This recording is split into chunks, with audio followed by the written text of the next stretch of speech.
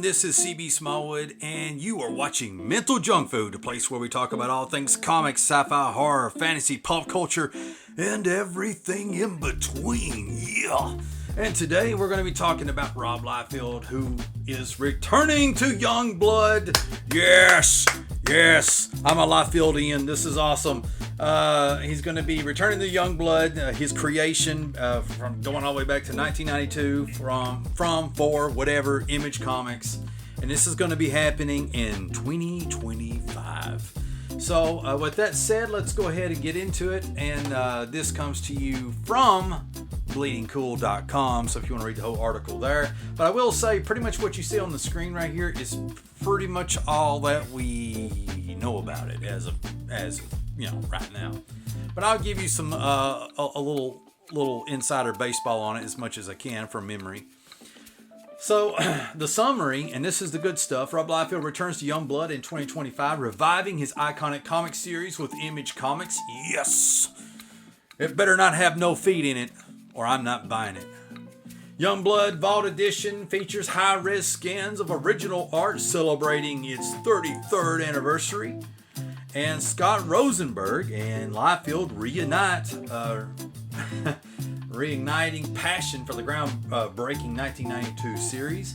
And Rob Liefeld reflects on Youngblood's impact and its initial million-copy success without gimmicks.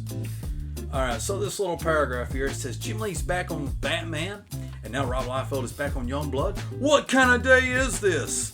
Once upon a time, in 1992, Rob Liefeld published Youngblood, the debut issue of Image Comics. And at some point, as various deals were done at studios such as Extreme and Maximum and Awesome, these were all,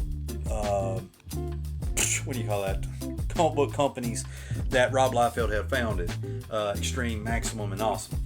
And others were funded, and Liefeld ended up handing the rights to Youngblood to producer Scott Rosenberg. And I still don't understand fully why he did that. It's terrible.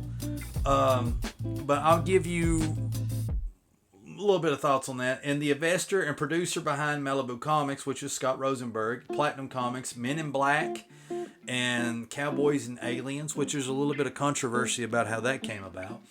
And now owned by Rip Media Inc. with Rosenberg and Glenn Egbert. It's probably Eggert, as co-presidents.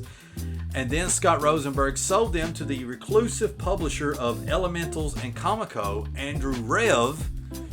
And there's a story behind that, along with Supreme, as Rev launched a new publisher to put out new Supreme and Youngblood comics, all of which came to nothing. So that's pretty much the whole news of this. So let me give you the insider baseball according to my faulty memory. Sometime in the late 90s, early millennium, I'm not really for sure when. This might have been around the time when Rob Liefeld was publishing his comics under the Awesome banner, under Awesome Comics or whatever it is. I could be wrong about this. There was another name. I can't remember if it was... it's not Arcane. It's like Arcade Comics. It's something, he had a company like that for one brief fart second. But anyway, it's one of these. And for some reason, he sold the rights to Youngblood. And, all those characters and everything like that to Scott Rosenberg. And what had happened, to the best of my understanding, is sometime late in the 90s, early millennium, the bubble burst. The comic book bubble burst. Basically, everybody was riding high off of these people from Wall Street and these grandmas and grandpas and dads and moms, thinking they were going to get rich off of these new #1 issues that were coming out left and right. There were so many different comic book companies. You had Image and all the different labels that were under Image. You had Malibu Comics, Marvel, and DC. You had Bravura. You had I think Legend and like some Dark Horse stuff. I can't name them all. There's just so many. Techno Comics, Valiant. Almost forgot them. So many, and there was even so many magazines that published about comic books at the time. You of course had Wizard magazine, Combo magazine, Hero magazine. And oh man, I'm missing a few more. There's probably like one or two more, but you kind of get the idea. There was just so many comics in the '90s. It was, for lack of a better word, a wet dream for any teenage boy who loves comics. You know, I don't know if that. Yeah, I don't know if I should say that. It sounds bad, but anyway, just eagerness for comics. Let's just put it that way. So here we are, got all these books out, and the bubble burst because there's a lot of speculation. A lot of people were printing too many different gimmicky covers, you know, which I like the gimmicky covers, and I think you do too. But you know, but it just got to be too much. It just the market was oversaturated, you know. And there's a lot of bad business deals. You know, Marvel Comics went bankrupt. So I'm not going to cover the whole '90s and everything that happened in it, but needless to say, you know, everything went belly up, and money got tight. And Rob Liefeld was one of these guys that if you worked under him, apparently, he paid really good. And so I'm guessing, like MC Hammer, more money was going out than what was coming in. You know what I'm saying? Other than his own personal financial needs for him and his family. So Youngblood got sold, and that's my opinion of what happened with that. It gets even crazier when you talk about this guy right here. I'm going to highlight it, Andrew Rev. Now, the backstory on him, that Scott Rosenberg dude, out of the blue, sold Youngblood to Andrew Rev. This made Rob Liefeld mad because I guess there might have been a private understanding that maybe somewhere down the road he'd buy it back. I've not heard that stated. I'm just making assumptions here.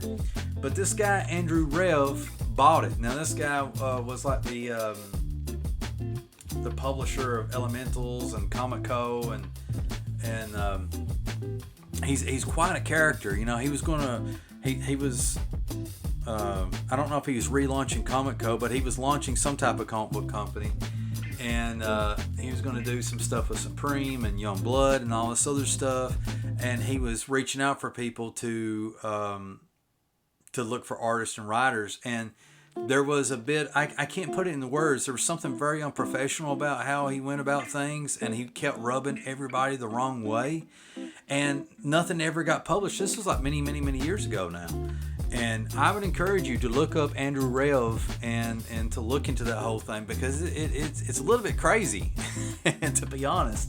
No offense to Mr. Rev. I'm sure he's a wonderful, awesome human being.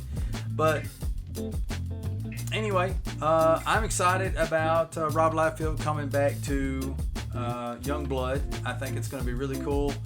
I'm surprised that he worked out a deal with all these different guys that are now owners in it, and there has to be something where he's going to end up with full ownership down the line. You know, like basically these guys make some money from him drawing the stuff, and then maybe he gets the rights back, or maybe he makes no money and he gets the rights back in the end. Because I don't see Rob Liefeld just doing this for the sake of it, because he's a very creative individual. He can pretty much get work anywhere he goes, and he does pretty good at it. And he's also a good businessman overall, like Jim Lee. I'd say Jim Lee's probably better, but you know. So, what do you guys think? Are you excited about Rob Liefeld? Probably a lot of yous are not, because you suck like that. I don't know why. And we need to cut these feet off. We don't need no stinking feet in this comic.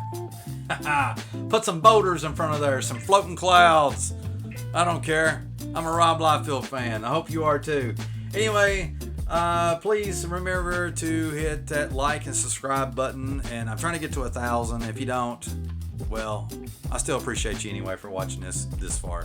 This is CB Smallwood, and I will see you in the next video.